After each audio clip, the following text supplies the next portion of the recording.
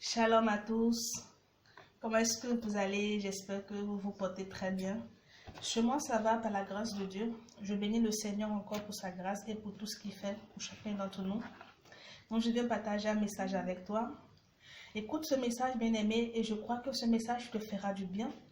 Dans le livre de Marc au chapitre 5, au verset 25 jusqu'au verset 34, la Bible nous parle ici donc de la femme qui était atteinte de la perte de sang depuis 12 ans. Donc depuis 12 ans, cette femme-là était atteinte de la perte, elle était atteinte de la perte de sang. Et donc elle est allée voir les médecins. Vraiment, elle est passée entre les mains de plusieurs docteurs. Mais cette femme n'a pas retrouvé la guérison. Elle n'a pas retrouvé la guérison. Et même encore, elle avait dépensé de tout ce qu'elle possédait. Elle avait dépensé de tout ce qu'elle possédait. Donc, afin de prouver, donc elle avait tout mis, tout ce qu'elle avait, vraiment, elle avait tout dépensé dans le seul but vraiment de retrouver la guérison, de retrouver un soulagement. Parce que pour elle, retrouver la guérison, vraiment, ça allait être un soulagement vraiment de cette maladie, vraiment qui pesait, qui était sur elle pendant depuis près de 12 ans. Mais la Bible nous dit que cette femme-là, malgré qu'elle avait dépensé de tout ce qu'elle possédait et qu'elle était allée voir les médecins, sa situation ne s'est pas améliorée. Au contraire, sa situation s'est empirée. C'est-à-dire que ça allait de pire en pire. Ça s'empirait au fur et à mesure. Et imaginez-vous un peu, un peu bien aimé, dans quel état psychologique cette femme-là se trouvait. Vous savez, lorsque nous les femmes, lorsque nous avons nos menstrues, pour certaines, d'ailleurs, même c'est dérangeant, pour certaines, même, elles n'arrivent même pas à sortir. Donc, imaginez-vous un peu cette femme-là pendant 12 ans, qui était donc malade dans cet état-là pendant 12 ans. Imaginez-vous un peu le regard des uns et des autres. Imaginez-vous un peu dans quel état cette femme-là se trouvait. Et la Bible nous dit donc que un jour, cette femme-là, elle a entendu parler du Seigneur. Elle a entendu parler de Jésus. De ce que Jésus avait fait, de tous ces malades qu'il avait guéris, de toutes ces vies qu'il avait restaurées. Et cette femme-là s'est dit en elle, si j'arrive à toucher le bord de son vêtement, je serai guérie. Parce qu'elle était allée partout, elle avait tout fait. Elle avait tout fait, tout ce qu'il fallait pour qu'elle puisse vraiment retrouver la guérison. Mais hélas, ça n'a pas été le cas. Et lorsqu'on lui a parlé de Jésus, elle a pris cette option-là. Elle a dit, si je touche le bord de son vêtement, c'est sûr que je serai guérie. Malgré la foule, cette femme-là s'est renseignée de savoir si Jésus allait passer par là. Sans doute qu'elle a pris des renseignements. Est-ce que vous comprenez un peu? Et ce jour-là, Jésus devait passer par là. Et ce jour-là, Jésus devait passer par là. Et c'est ainsi que cette femme-là, malgré cette foule qu'il y avait, imaginez-vous un peu, puisque pour pouvoir attendre Jésus, pour pouvoir aller vers Jésus, il y avait les disciples, il y avait un protocole. Mais cette femme-là, malgré tout cela, malgré la foule qui était là, cette femme-là s'est frayée un chemin. Cette femme-là avait la foi que si elle touchait le vêtement de Jésus, elle allait être guérie. Elle avait cette foi, cette conviction-là. Elle avait cela en elle. Elle croyait que si elle touchait son vêtement, elle allait retrouver la guérison.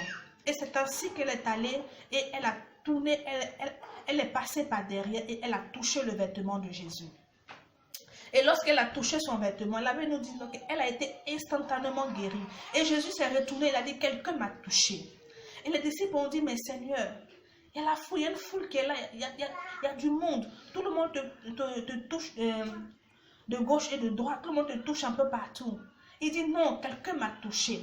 Parce que le toucher de cette femme-là était différent du toucher des autres. De la manière qu'elle a touché le vêtement de Jésus, était différent. Était différent des autres. Et Jésus a dit, quelqu'un m'a touché, car quelque chose était sorti de lui. Je veux te parler en ce jour, bien-aimé. Tu traverses une situation qui t'épuise présentement. Tu te sens complètement vidé par la situation. Tu te sens impuissant. Tu as lutté pour pouvoir t'en sortir comme cette femme-là qui avait dépensé de tout ce qu'elle avait. Mais hélas, tu ne vois toujours rien. Hélas, tu ne vois toujours rien, bien-aimé. Et il ne te reste aucune ressource. À peine même tu as assez de force même pour prier. À peine même tu as assez de force même pour prier. Parce que tu es vidé. Et tu es en train de perdre quelque chose. Tu es en train de perdre quelque chose comme cette femme-là qui perdait le sang. Qui perdait le sang. Tu es en train de perdre quelque chose. Et ceci a un impact négatif. Ceci a un impact négatif sur ta vie sociale. Et tu sens que tu es en train de perdre quelque chose comme cette femme qui perdait le sang. Bien-aimé, cette femme-là a entendu parler de Jésus. Je viens te parler du Seigneur. Je viens te parler de Jésus en ce jour. Le Dieu des cas impossibles. Je viens te parler de celui-là même qui est allé à la croix pour toi. Je viens te parler de celui-là même qui a payé le prix pour toi et moi. Donc je viens te parler de Jésus aujourd'hui, bien-aimé. Il est impossible de toucher Jésus physiquement. Mais tu peux le toucher avec ta prière, bien-aimé. Tu peux le toucher avec, bien-aimé, tes supplications et tes actions de grâce. Tu peux toucher Jésus, tu peux toucher le Seigneur avec ta prière, bien-aimé. Tu peux le toucher. Donc tu peux le toucher, bien-aimé. Et je crois que ce qui s'est passé il y a 2000 ans, ceci vraiment va se passer dans ta vie. Ce qu'il a fait il y a 2000 ans, bien-aimé, tu verras ce miracle aussi s'accomplir. Tu verras cela s'accomplir dans ta vie. Il est encore temps, bien-aimé. Laisse-moi te dire qu'il peut encore le faire pour toi, bien-aimé. Il peut encore le faire pour toi. C'est encore possible. C'est encore possible. C'est encore possible. Il peut le faire encore pour toi. Tout ce que tu dois faire, bien-aimé, cette femme-là, elle a touché Jésus physiquement. Mais toi, tu peux le toucher par ta prière, comme je viens de le dire. Tu peux le toucher par tes supplications. Tu peux le toucher par les actions de grâce. Par cela, tu peux toucher le Seigneur.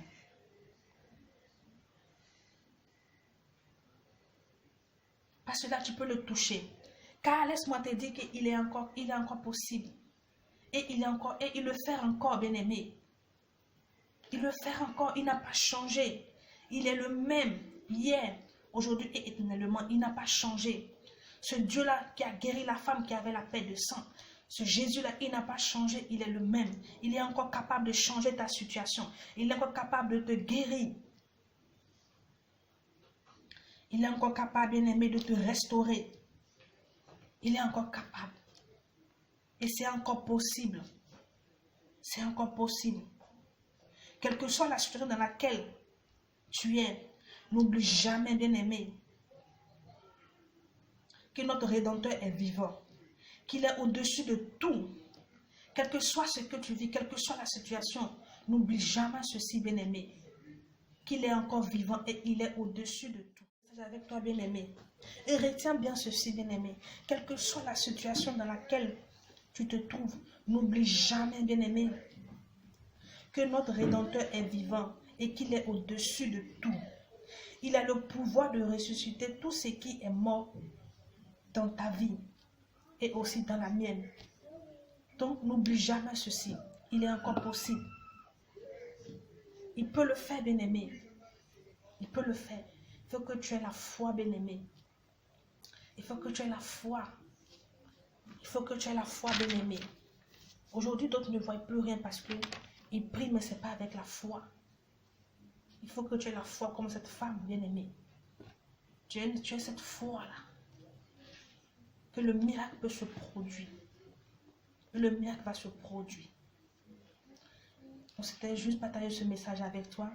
Que le Seigneur te bénisse, bien-aimé. Que la grâce de Dieu soit sur vous. Que la main de Dieu vraiment vous protège. Que le Seigneur vous protège dans vos maisons, dans tout.